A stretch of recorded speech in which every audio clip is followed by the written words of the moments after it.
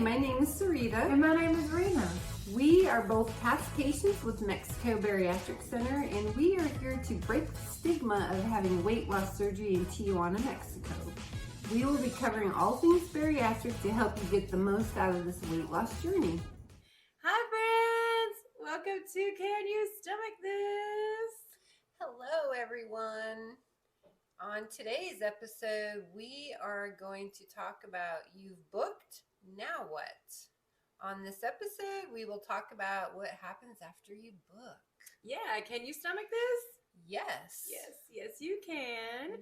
So once you've booked, there is a lot to do. There's a lot of steps, a lot of things that need to take place, some important stuff. And let's dive right in and talk about what those things are.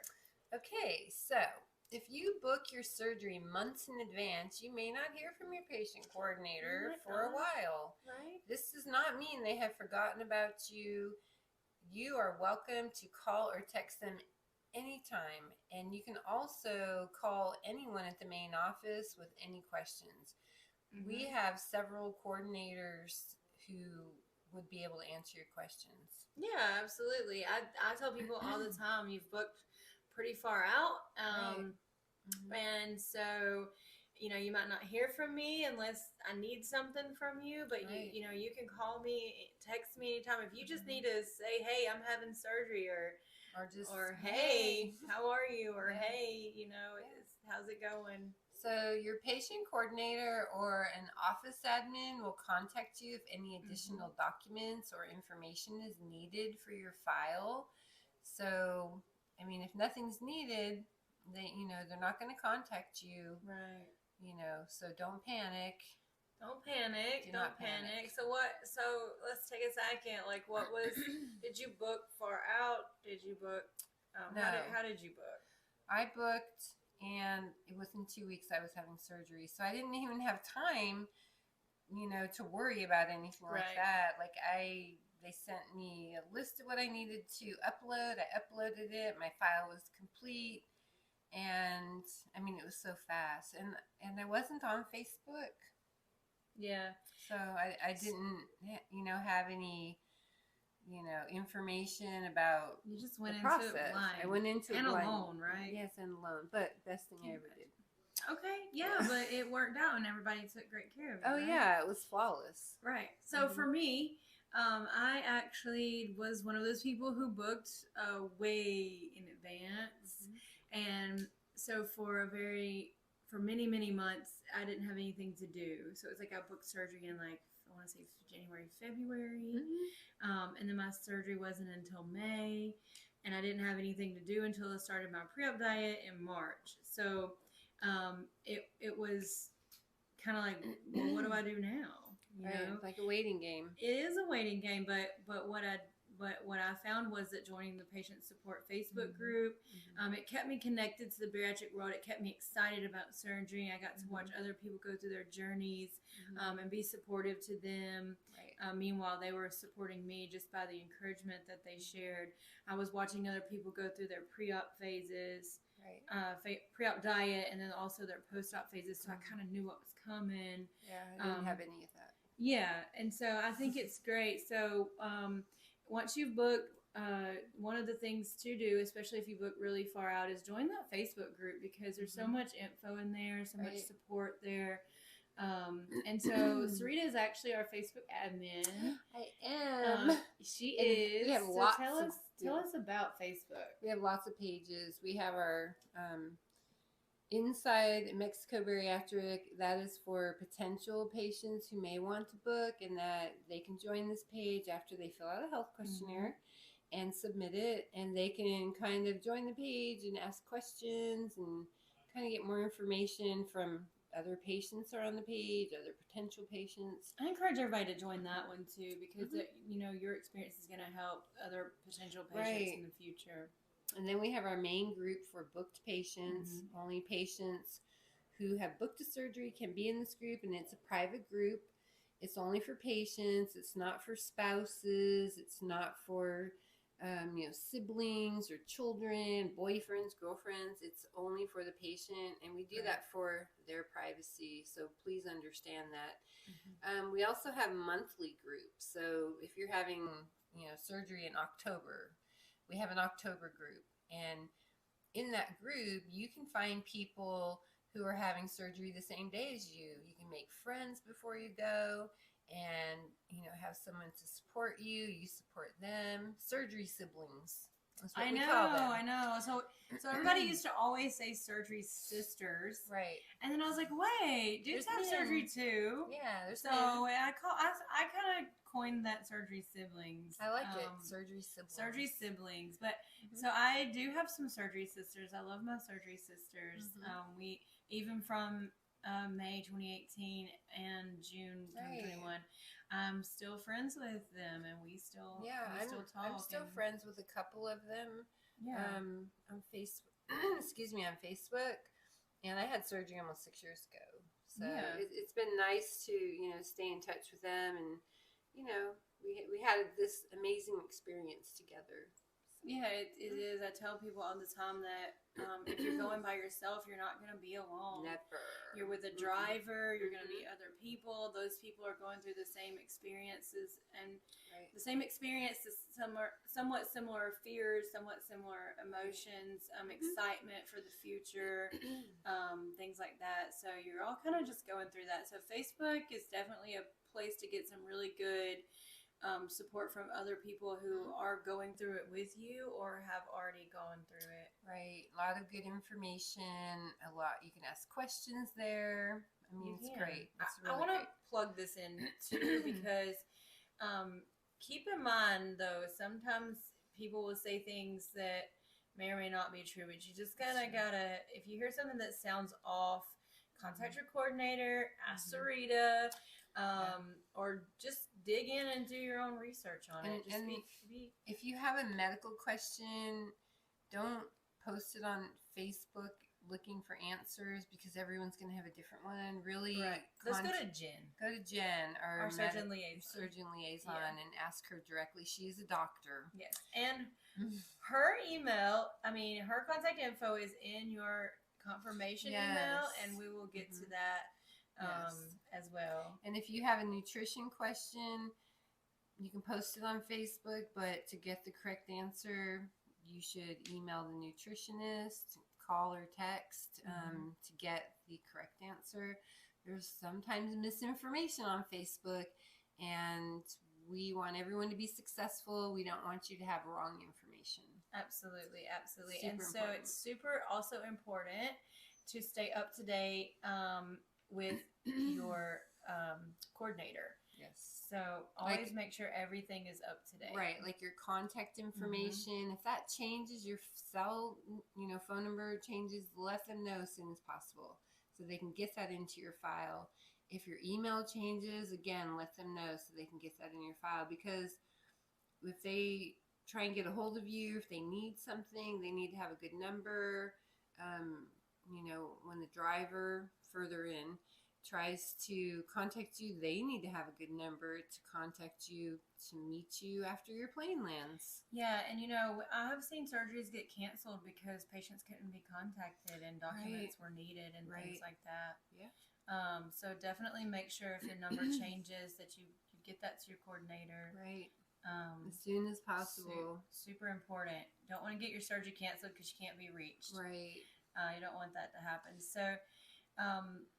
So what are we going to do after booking, Sarita? So what's like the first thing after booking? Well, we also want to stay up to date on a couple other things.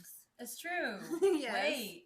Well, if your weight changes after you fill out your health questionnaire, you put your height and weight.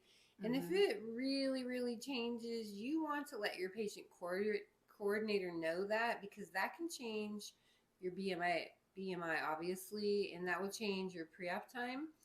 It also might change your price if you're being charged for high BMI. So that's super important. Yeah. If you have any medical information that's changed, like different medications or a new diagnosis, they need to know that as well. So get that information to them as soon as possible. That's very, very true. Mm-hmm. Now, 5 or 10 pounds usually doesn't matter. Right, but if it's like 25, 50 pounds, Yes. and sometimes patients will put the wrong weight on their health questionnaire, and I've seen it happen where one lady she weighed 100 pounds more than she did, and that really I've seen that a drastically lot. changed. Yeah, so just look everything over, and make sure you go over it with your patient coordinator. That's true.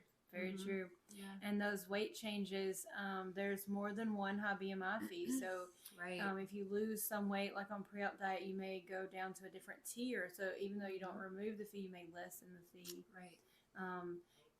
And so now we can move on and talk about what happens after you book. So you've paid your deposit, you've told your coordinator your date. And so then the next thing that happens is that you get that confirmation email. Mm-hmm. Once you're officially on the calendar, you will get a confirmation email from your coordinator. Mm-hmm. If you don't get one, contact them, let them know you didn't get it. I would say check your spam folder first. Yes. Check spam. If it's not in your spam folder, then contact your coordinator. But by all means, please read the entire confirmation email. Yes. Most of your questions can be answered by reading it. Yes. It has a lot of vital information about your next steps and things that you need to be doing. So check it for errors. You want to check the surgery type that you're having. Make sure it says you're having sleeve, if sleeve is what you signed up for. Make sure that it has the surgeon that you requested. If you wanted Dr. Valenzuela, make sure it says that your surgery is scheduled with Dr. Valenzuela. If you want to check your arrival dates, make sure that it says the dates that you had discussed with your coordinator and that the surgery date that you wanted is accurate. And then it'll also have the times that you want to book. Right. It'll have the flight times, which is always arrive before noon and depart after 2. And it'll have your balance. It'll have your total surgery cost minus the deposit that you paid. So it'll show you your remaining balance and show you ways to pay. There'll be specific information to you, such as medications that you might need to stop. If you put all your medications on that list, then your coordinator should include in that what you should stop taking. So if you're unsure, that's a Jen question. Jen's info is there. Right. If we need anything like cardio clearances or pulmonary clearances or anything like that, that'll be in that email. If you use a CPAP, there'll be a note in there about bring your CPAP machine. If the surgeon feels there's potential risk of anemia issues at surgery, that note will be in there. What are some other things that are in that email, Sarita? So the Facebook group link will be in the email, and you can join from there. Driver and suitcase information. Oh yeah, and then the pre-op diet. The pre-op diet is in there. And then of course we have already mentioned this, and I will mention it again because it is in there. The nutritionist contact info, as well as Jen's medical questions go all to Jen. Right. And all that is there. Everything that you essentially need is in that email. So print it out. Print the email out. I mean, that's the easiest way to have your information. I printed mine out. You have everything there. You can flip through it instead of going back on the computer and trying to scroll down and find it. Print it out if you can. Yeah, that's good. You can stick it on your fridge or and you have it right there. Yeah, so now let's break down what all of these things are and talk about kind of what to do with each one of these pieces of information. Okay. So what about flights? We kind of mentioned that a little bit, but what's the deal with flights? You need to arrive before 12 noon the day before surgery because you're going to have pre-op that day. And when you get picked up at the airport, they're going to take you most likely to the hotel to check in, drop off your stuff, then go to pre-op. So you want to get there before 12 noon. Your return flight will be after 2 p.m. the day you're discharged. And you want to make sure your flight is definitely after 2. Coming back over the border can take, I don't know, less than an hour? It could take several hours. So you want to make sure that your flight is, further out, Not don't book it in the morning. Sunday is usually a really busy day to cross, so just keep that in mind. Yes. If Weekends you can't, in general. right? definitely Yeah, sometimes. weekends. If you can't find a flight after 2 p.m., you can always talk to your coordinator about staying an extra day in San Diego, or can they stay in Tijuana? It depends on if they they're can get a full. flight after 2 p.m. the next day. Right. So you can talk to your coordinator about that. If you can't find a flight after 2, maybe spend an extra night. Yes. Yeah. Yes. And currently, we have a hotel that gives a discount to our patients, and our Right. drivers pick up and drop off from that hotel Right. at no charge. But most, hotels near the airport have a shuttle. They do. To the Most all of airport. them do. And if Yeah. you're interested in that one, ask your coordinator. Right. Just ask your coordinator about that. And now, if your flight arrives at 1:55, that's okay. Right. At 12:55, that's okay. And if it departs at 1:55, that's okay. It's not gonna be a problem if it's like a 5-minute difference. And sometimes people have canceled flights. They miss their connecting flight. Yeah. I mean, things happen. Yes. So, worst case scenario is you arrive the day of surgery or late the night before, and you have your pre-op before surgery. Very true. It happens. It happens. It's not preferred. No, but it happens. But we're going to do whatever we can to accommodate you having Right. surgery. Right. But we're not going to plan on arriving afternoon. Right. Right. Mhm. Yeah. So next we are going to talk about payment methods. And your payment for your surgery is due 2 weeks before surgery. Yes, it is always due 2 weeks before surgery. There's like a large handful of ways you can pay for yes. surgery. I mean, so many ways. There are 3 that are used the most. My 2 favorite ones are the cashier's check method and Zelle payments. If you choose the cashier's check, what you'll do is you'll go to your bank, you'll get a cashier's check made out to Mexico Bariatric Center.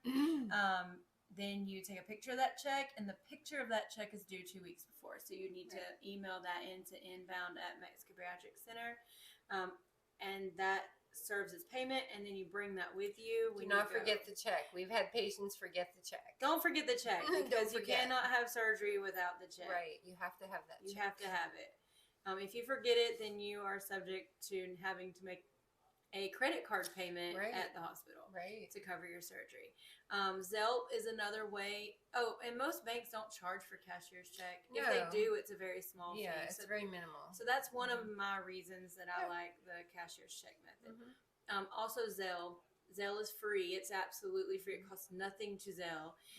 Banks do have daily limits for Zelle, so you can't start if your bank's limit is $1,000 a day and you owe $4,000 on your surgery. You can't make your first $1,000 payment on your payment due date. Don't do that. It needs to be all paid by the payment due date. So start making those payments. And find out what the daily limit is for your bank. Yes. And one thing I like about Zelle too is we have a lot of patients who book far out, and then they just pay kind of weekly, like a little bit, a couple $100. I love Zelle. And they just Zelle it right over, and it's free. It's it free. costs absolutely nothing. It's so easy. It's Zelle@MexicoBariatricCenter.com. You just send the payment right over. And then credit card is also another one of the ones that a lot of people seem to use. I don't recommend it because there is a 5% processing fee for credit card payments. And who wants to pay a couple $100 on a couple of $1,000? I did. She does. I didn't know. So, you might not have done that if you'd have known otherwise. I might. Right? No, I would have done a cashier's check or Zelle. I didn't know. Maybe I didn't read my confirmation email, or maybe Zelle it all didn't happened. exist back when we had surgery the first It all time. happened so quickly that I just said, "I'll do credit card." I'm just gonna pay for it when I get there. Well, yeah. Or however it worked. That's how it worked. Yeah. So, but you definitely can always do the 2 free ones, which is Zelle and cashier's check. Some people want to put it on their card because they're charging it to their credit card. Maybe they have 0% interest. And then also some people get miles, and they get, what do they get, cash back, like a certain percentage? Yeah. So, some people do that, or they want, miles or whatever. Yeah, and so definitely you can do all of those. Those are my 3 favorite, but there are some other ways to pay. So we have wire transfer. We have bank deposit. We do offer financing through a third-party financing company. There's actually lots of them. Right, there's actually a lot. So ask your coordinator for details on the financing. They will be able to help you with that. There's a link, right? Yeah. You can pay cash. I don't really suggest taking that much cash. I mean, people do. You can travel with a couple $1,000 if you want, but you do have to actually take a picture of the cash and send it in, just like the cashier's check method if you're going to pay with cash. So, right. So one thing that is an absolute no personal checks accepted. Yeah, none at all. You cannot write a personal check. It's absolutely not accepted. Not at all. Yep. And so, again, I use cashier's check methods. To me, that was just easy. I probably would have used Zelle. I guess Zelle was an option last year. I just didn't. I would have used it if it was available. Yeah. Yeah. I like the cashier's check. It was so easy. Get it, take a picture, send it in. Yeah. It was easy. Super, super easy.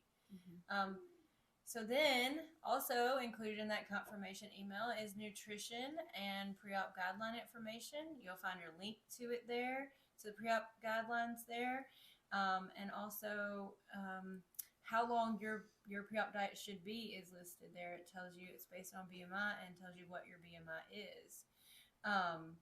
So, Sarita, you want to tell us more about the nutritional and part of that? So BMI is it's BMI based, and it can range from 2 days of clear liquids to 8 weeks of pre-op diet, with the last 2 days being clear liquids.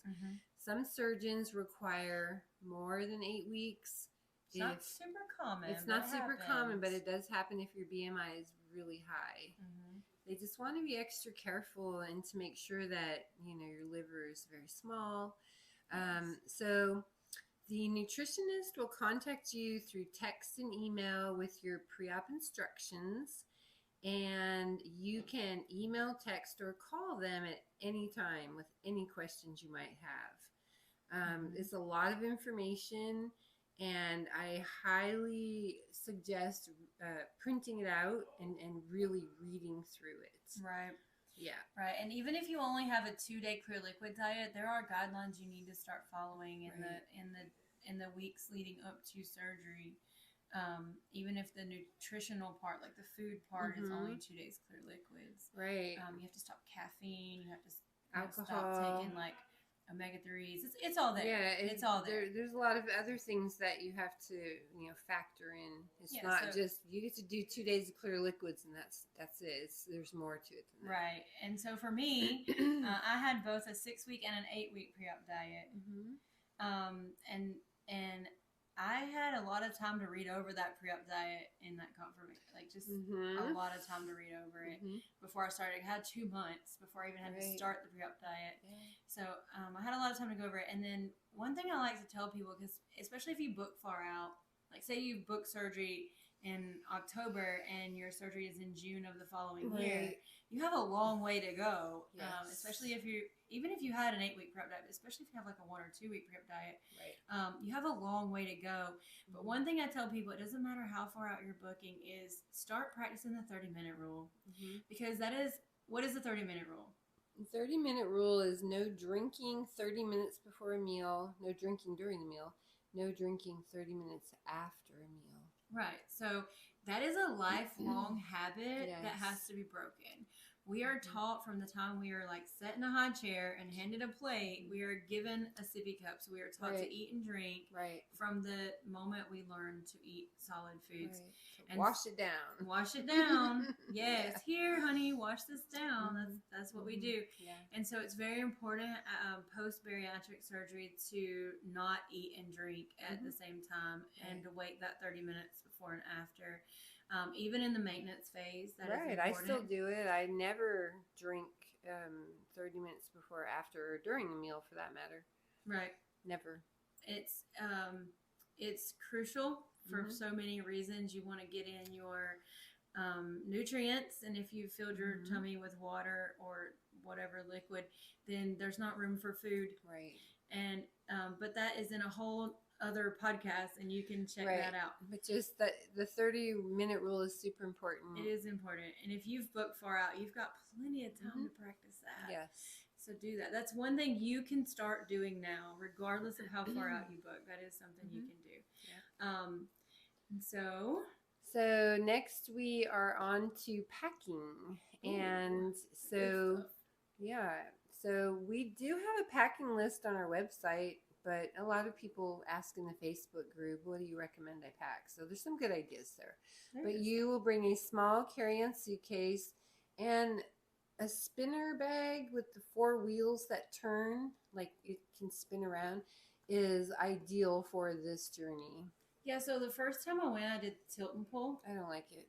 And it was like, I don't like that. I don't like the tilt and pull. No. It was a lot of work. And you're especially pulling, post-surgery. Yes, and it's hard. Tilt it and pull that weight. With spinner, you just walk along with it, you know. It almost serves as like a walker. It does. The spinner wheels. Yes. So I totally recommend the spinner wheels. A lot of people say, can I just take a backpack or a duffel bag? Well, you can. But I don't recommend it because you're not supposed to carry more than 15 pounds for the first couple of weeks after surgery. And most people can't take what they need for less than 15 pounds. Right. So it's not super recommended. You can do it. People have done it, but it's still just not ideal. That spinner wheels, carry on. And people say, what is carry-on size? Google is your friend. Yes. Check with your airline, actually. So whichever airline you're flying with, under their carry-on information. They'll have the dimensions. It'll have the dimensions. The height, the width, the depth. And, you know, when you go shopping for a carry-on, it'll also say... It does say it on... Carry-on approved. So. It does say carry-on on them. Yeah. Well, I would say most of them do. In my pretty experience. standard. It is a pretty standard size. And so you also can bring medical necessity bags. So our drivers are not going to charge you if you bring that small carry-on. However, if you do bring like a larger suitcase or like a really big suitcase, any suitcase that has to be checked on a plane they will charge is going to have a fee with our driver. But medical necessity bags don't count. So, like most airlines allow 1 carry-on bag, 1 personal bag. Personal bag being like a purse or a small backpack. Right. And so, but medical necessity bags don't count in that. And so, if you need to bring medical necessities, you can, and it's not going to count against you. You're not going to be charged for that. I did not know that. Not with the airline nor with our drivers. So, if you need to bring your CPAP machine, and you have the little carry bag, the little tote bag for your CPAPy. I call them CPAPies. If you have the little carry-on bag, little carry bag for your CPAPy, or if you have a bag of just medicines. When I went as a companion, the patient I went with had a large bag of medicine, and that bag did not count as a carry-on bag. My dad travels that way. He has a big duffel bag full of medication. Yes. You know, and they don't. Yeah, and we had like 3 medical necessity bags and the purse and the carry-on bag and my suitcase and my personal bag. So a lot of baggage. I was like a pack mule going to Mexico with that. Like, it was funny. So anyway, I did feel like a pack mule. As a matter of fact, the patient that I went with took a picture of me carrying all this stuff and pulling these 2 suitcases to the airport. Which was really great for me because this was 1 year post my surgery, and prior to my own surgery, I couldn't have done any of that. Right. So it was kind of a thing. But yeah, definitely don't bring a suitcase that's too big, but you can bring medical necessity bags. That is not a problem. Especially if you're traveling alone, you don't want to bring a big bag that you have to check. And you don't need that much. You don't need that much. Yeah. You need very little. Very little. And if you look at our packing list, either on Facebook or on the website, you'll see how little you need. Yeah, or contact me. I'll give you my packing list. Right. Yeah. People like my packing list. It's on Facebook too. So next we are on to travel documents, and this is a very popular question. It is. So they highly recommend a passport card, a passport book. Either and one. you can expedite these to get them quicker.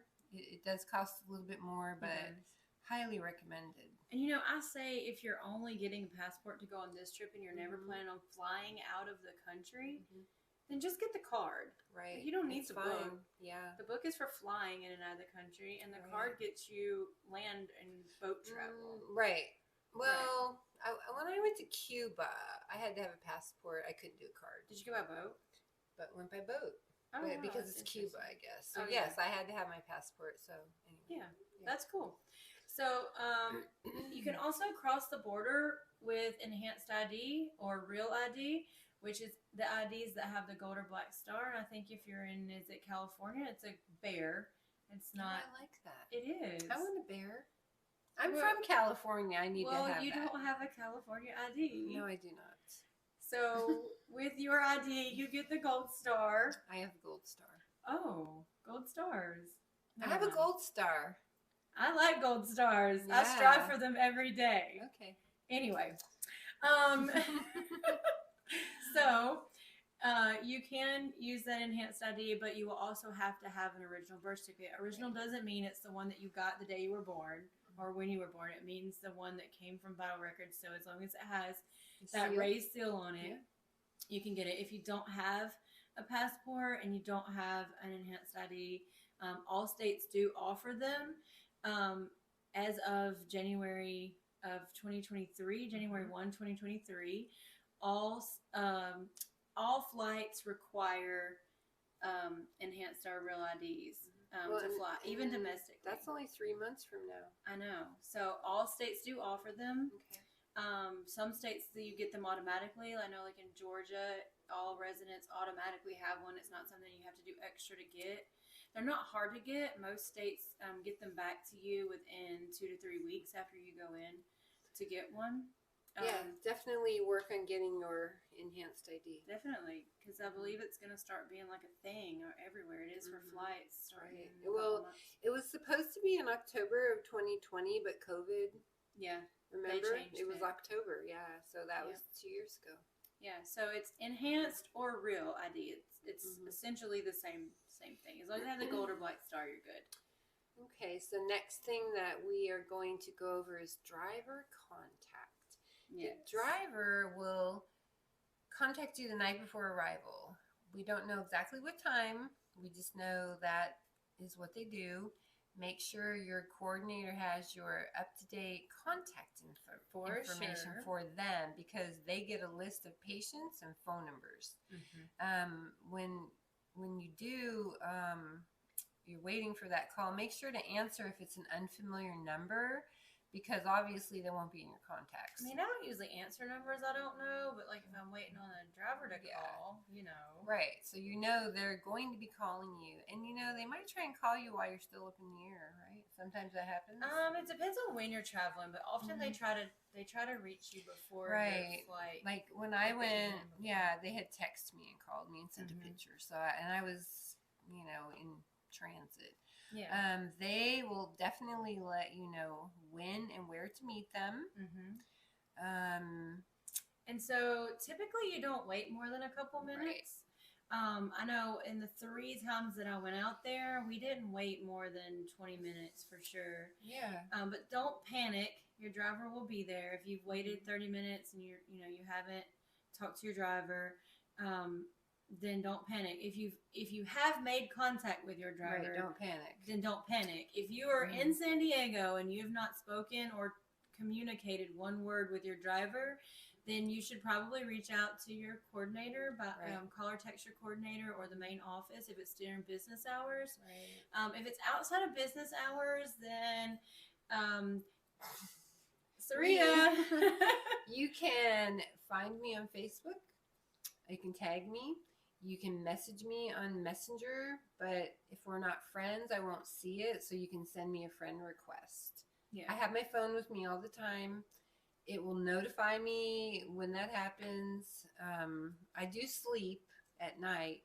But nobody should be arriving. But nobody should be arriving late at night, so it should be pretty much, during the day. So just I'll do what I can to help you. I have direct contact with the drivers, so I can message them immediately. Yes, and does your coordinator. And yes, your coordinators too. Or anybody in the main office can help But if you can't reach them, Yeah, and then also, what was it like for you, like when you arrived? Like you already mentioned, like they contacted you in air. Yeah, so Willie had contacted me like text message, telephone. He sent a picture on the text message, and it was a picture of him in the vehicle. Hey, I'm Willie. Hey, I'm Willie. Yeah. Yeah. And so when they told me to meet at the curb, I went out there and I waited, and they had 2 or 3 people. I think it was 3 in the car already.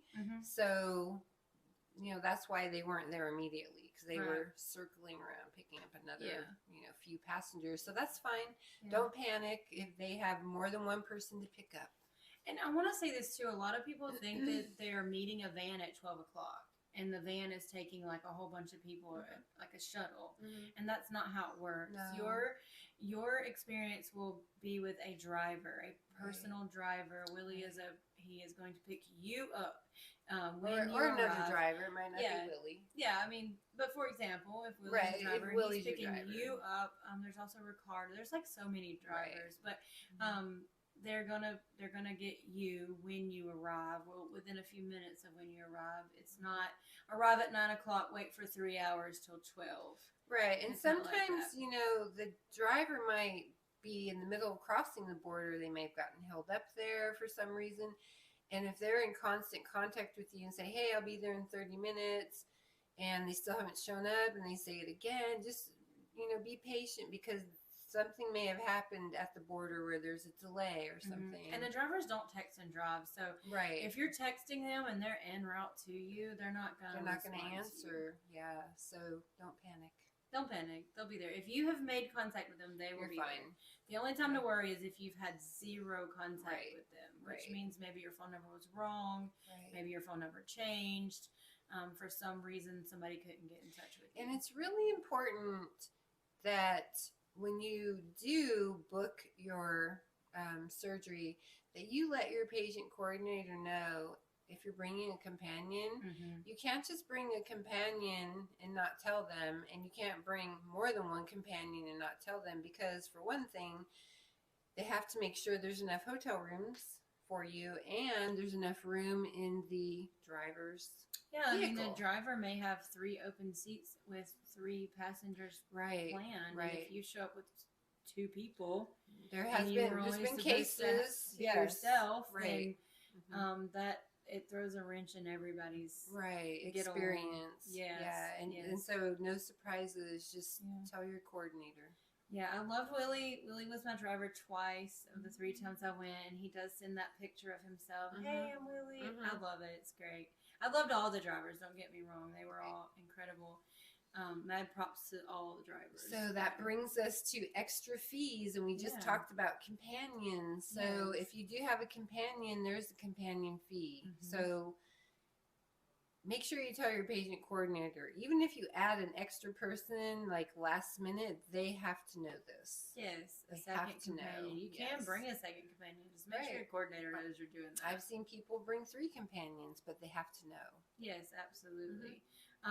So about extra charges, people always want to know, will I have extra charges? Yeah, you could. Will you? We don't know, but potentially you could have extra charges. In terms of extra charges, there are 2 things that are most common that we see: medications and hiatal hernias. With medications, there's a standard of medication that's included in your package. If you need more than what's included and you ask for more at the hospital will charge you for that. Right. You might ask for something different than what is included in the package. Yeah, so the package is like kind of what the basic needs are, but we don't all live in a box. No. So some of us need more. Yes. And some of us might want something to help us sleep. Me. Yeah. So that was my extra charge. I'm like, I need something to sleep. Yes, if you ask for something to help you sleep, and that's outside of the pain medicine. Right. And even if you ask for more pain medicine than what they're giving you, then you're gonna have extra charges. Right. And most people who ask for extra medicine usually see 20 to $50 in charges. I Right. honestly cannot tell you what my first extra charge, the 20. first time. I don't remember. Mine was $20. It was definitely less than 50. I Mhm. want to say it was in the $20 to $30 range. Yeah, minimal. Yeah, it was very minimal. And then the second time it was for sure $23. Like it was like $22.98 or something. It was really cheap. And then the other one, like I mentioned, was hiatal hernias. Hiatal hernias do have to be repaired. Our surgeons will not do your surgery without repairing that hiatal hernia. And you do don't you sign a waiver? You do before you go in surgery. Before you go in surgery, saying if they do find, hiatal hernia, you agree to have it repaired, and you will pay for it. Yes, before absolutely. you leave the hospital. Yes, and that fee is $395. Right. Currently. And a lot of patients don't know they have one. No. Listen, I did not have one, of course, the first surgery, but the second surgery, I did have a hiatal hernia. And the strange thing is, I know when it happened. So, I was already booked for surgery. I was just about to start my pre-op diet, and I started getting this terrible indigestion. And I was like, this is horrible. And I kept thinking I'd ruined my stomach, or I kept thinking, oh no, I might have ulcers and I won't get to have surgery. Like I was so kind of freaking out. And I got there and my doctor was like, you're fine, it's going to be okay. And I get there and I had a hiatal hernia. And so they repaired that hiatal hernia. Of course, I had the fee. Right. The neatest thing is that when you have the hiatal hernia, they show you that it was you on the table and that it was your hiatal hernia. Right. They show the tear and they show the repair. Right, but they don't give you a copy of that. You don't get a copy of that. You get to see it, but you are not taking home a copy. Right. And so so they do show you that you had the hiatal hernia, because people have said, well, how do I know that? I had that?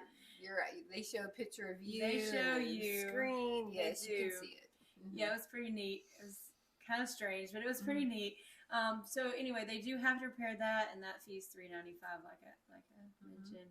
Right. And those are the two most common. There are other things, but they're not that common. And you do get a list of that in your confirmation email, right? I think so. I'm not 100% on that. Anyway, if you have questions, you can ask your patient coordinator. It's also on the website.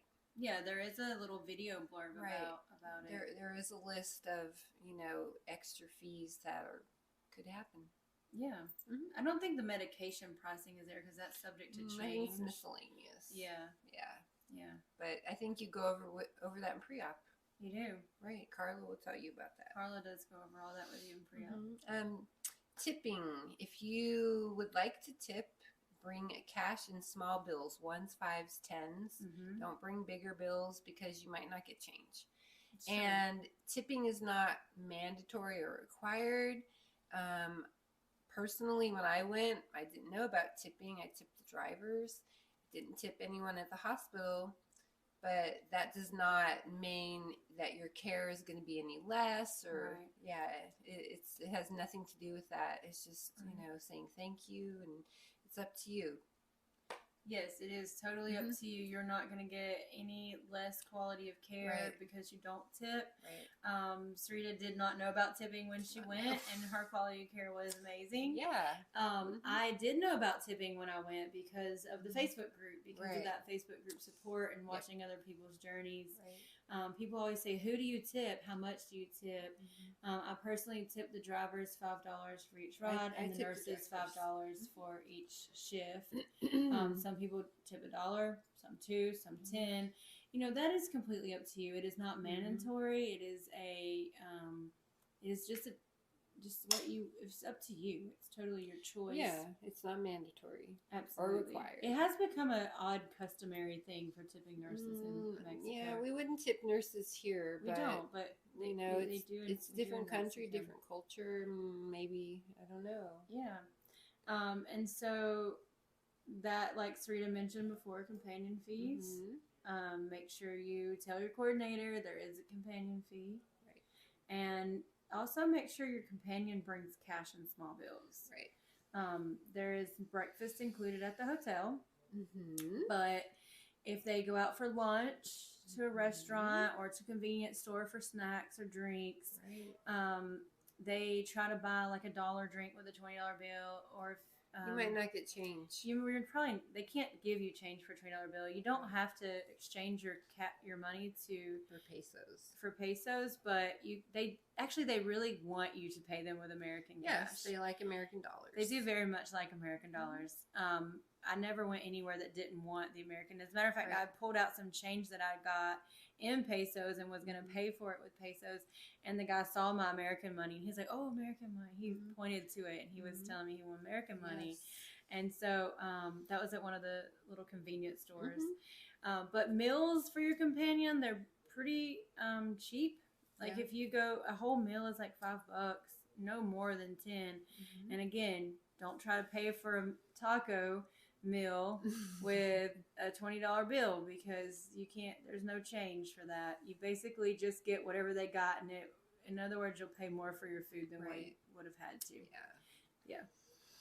So next we are going to talk about labs. So your pre-op labs are included, but recommended to have labs before you arrive for surgery. So that way you have a starting point for your post-op monitoring.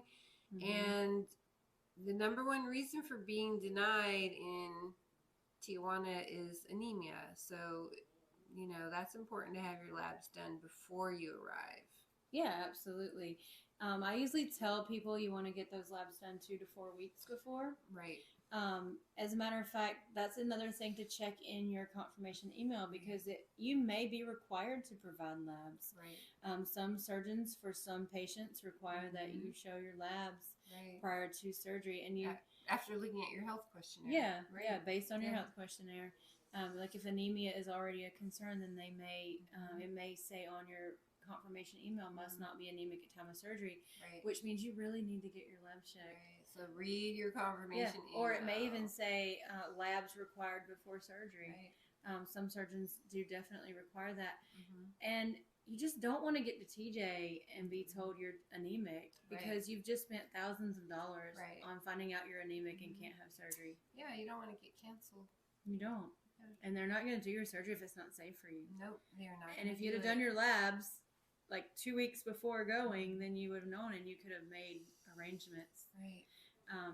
So in my experience, my doctor wanted that starting point before surgery, and she recommended that we do my labs. So we did labs 2 weeks before, and then that way we had a marker for my post-op labs every 3 months. So I didn't have time to do labs because it all happened so quickly. So I did my labs when I got back. I followed up with a bariatric doctor, a local one, who agreed to take me on as patient. And we did labs every 3 months, and now I do them once a year. But yeah, I didn't have time for labs, but they were fine when I got there. Yeah. So it all worked out. That's great. That's great. So, so we wanted to answer a couple of questions that we've gotten from you guys. Yes, Q&A. So Q&A. So for our first Q&A, Sarah in New Mexico says, "What happens if my weight changes?" So we kind of went over this earlier, but we'll go over it again. So if your weight changes, whether you gain weight, lose weight, it's just really important to let your patient coordinator know because your pre-op could change, your price could change. So just, be honest. It's okay if it went up. No worries. Again, it's not going to change your approval. Right. If it goes up. For sure. Right. So just let them know that, it has changed so they can get it into your file and, get the right pre-op diet links for you. Yeah. And then also with lower BMIs, if your BMI is like, say, 29 and you've lost some weight, let your coordinator know because that is kind of the only time it could potentially affect your surgery. Not always, because if it was that easy to lose weight and keep it off, we wouldn't need surgery to start with. So it's not always going to affect, but if you went from 29 to 26, it might be some concern, depending on the surgeon as well. Right, because, a normal BMI is like 24. Yeah. You're not too far away, but there's a reason that you want to have surgery. Now, if you're in that morbid, obese, or that really high obese category, and you lose some weight, don't worry about it. It's not going to change your approval. It's just added bonus. No, not at all. And then so Jason in North Carolina wants to know, how do I get my wife on board for surgery? So some suggestions. It's a good question. I just want to say that's a good one. Yeah. I actually get that a lot. Yeah. How do I convince my husband? Right. How do I get my wife? Yeah, I don't usually get those questions. I get those a lot. Because you're a coordinator. So we came up with something. So we've been doing podcasts now for a few months. Mm-hmm. So send them the podcast that shows our experience and some of the things that we've gone through, and like the pre-op and post-op and things like that. Mm-hmm. They have it on YouTube, Spotify, Apple, all you can listen to it or watch it. Have your patient coordinator talk to your spouse. I've definitely done that too. Answer questions. I've actually talked to spouses before, and I'm happy to do that. I'll answer any questions. Me too. You can let your spouse look at the support group under your name. Obviously, they can't join in their name, but they can go onto your Facebook page with you there, and they can, look at the group. And that's the Inside Mexico Inside group, right? Not the regular group, but the inside. And if they want to, search for things, and ask if they want you to ask questions, you can do that. So and dig in our website. Yeah, and go to our website. Look at the success stories. Instagram is full of success stories. TikTok. Oh yeah, TikTok. Yeah. Instagram has so many before and afters, and I know that just seeing before and afters does not help answer like health related questions. I get that. Contact your coordinator if your spouse is really concerned. Right. I don't know a coordinator that wouldn't talk to a spouse. Yes. At all. And if it's questions that the coordinator can't answer, they may refer you to Jen and let Jen talk about it. Or even nutrition. Yeah, even nutrition. Mm-hmm. Nutrition will be glad to go over things about nutrition. But it's not impossible. We will do what we can to help you. And you can also schedule a consultation with a doctor. It does cost. There's a fee involved. It's $350. But you can also do that. And then if you book, that $350 is applied to your deposit. So you're not just paying $350 for no reason. That's something to consider. Yeah, it goes to it. So good luck with that, Jason, and let us know if you'd like us to help you. Yes. Yeah. Next we have David in Alabama. David wants to know if you can get your gallbladder removed with surgery. You can actually, for the most part. Most of the surgeons will do it electively. There is a fee, of course. Dr. Valenzuela is the only surgeon that will not remove a gallbladder if there is not a history of gallbladder complication. And you can't just tell her, oh, it hurts. You have to have documented proof. She wants the documents from your doctor. She wants the documents. But if you do have gallbladder issues and you have documentation of that, be it test or whatever, from your doctor, you can send that in to your coordinator. It'll get sent over to Dr. V, and she'll approve that. With all the other surgeons, you just need to let your coordinator know that you want to electively remove it. I want to say this. If you haven't had gallbladder issues, it's not necessary to remove your gallbladder. I have my gallbladder. I have my gallbladder. And I'm keeping my gallbladder. I am as long as I can. Yeah, I haven't had any issues with it. Me either. At all. So I don't have gallbladder issues. So one of the things that is a misconception is that you have to get your gallbladder taken out to have bariatric surgery, or that you should, because bariatric surgery will cause your gallbladder to go bad. Those are all not true statements. So if you want your gallbladder removed, go for it, David. You can do that. Yeah, some patients who lose weight really, really quickly have gallbladder issues, and that might be a reason that you want to get your gallbladder out. But I don't know. In my opinion, why remove a healthy organ? And that is Dr. Valenzuela's opinion, which is why she won't do it unless there's a problem. I'm fine. My gallbladder's fine. Yeah, I'm glad I kept mine. Yeah. Yeah. But if you want it done, or if you have problems with it, absolutely, David, you can have your gallbladder removed for a fee. Oh, yes, 4 feet. 4 feet. Rebecca from California would like to know, how do I mentally prepare for surgery? So, that is such an easy yet tough question. It depends.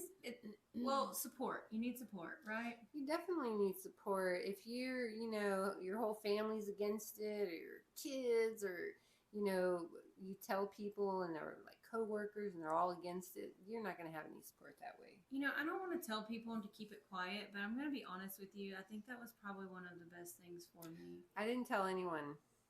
Not one person. I told more people than you, but I still told very few. Like, it was my very small circle. And sometimes I kind of wish I'd have kept it smaller. But if you're already, if you're anxious about surgery, I would say definitely keep your circle small in terms of the people around you. But definitely find support groups. Find other people who have gone through it. That Facebook group. Do your research. Do your research on the surgeons. Do your research on the surgery itself. You can talk to your coordinator. You can talk to Jen. The nutritionist as well. Yeah, Sarita. You can do counseling if your insurance, has that, or, or you could even go to other support groups. Yeah, definitely. I would say definitely the support is the biggest thing for mentally preparing. And I want to reiterate, start that 30-minute rule. Just start that. That's a good way to prepare. It is a good way to prepare because it gives you something to do that says, I'm really doing this. Right. I'm gonna do something that's difficult. And it sounds easy, don't eat and drink before and after dinner or meals, but again, we're so used to it. Yeah, it sounds easy until you have to do it. Yes. And even almost 5 years post-op, that's hard sometimes. Sometimes. And I'm the weirdo that just tells this server I don't want to drink at all. I always say I'll have a water and then I don't touch it. I know, and then they're like, is something wrong? Always. If I know, I just don't get the water. No. I just tell them I don't want it. Even with food, is something wrong? Are you sure you don't want to drink? Yeah, but it's okay. But yeah, definitely find that support, and that would be a great way for you to mentally prepare, Rebecca. And then Lisa in Georgia wants to know, so she says, my BMI is 55. Can I start my pre-op diet early? Yes, absolutely. Yeah, by all means, go for it. Start as early as you like. Especially if your BMI is 55, because it is high and it puts you in the high BMI feet. And if you start your pre-op diet early, you may lose weight. You're not required to.